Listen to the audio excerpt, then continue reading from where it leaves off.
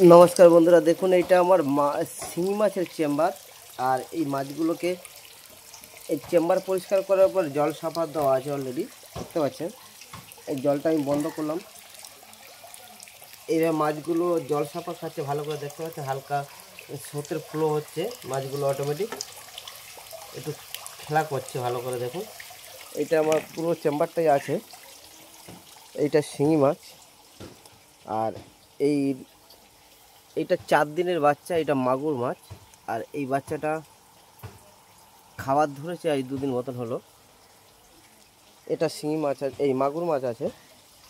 আর এটা টোটালটাই শিঙি মাছ চেম্বার থেকে, দেখতে পাচ্ছেন পুরো মাছটাই।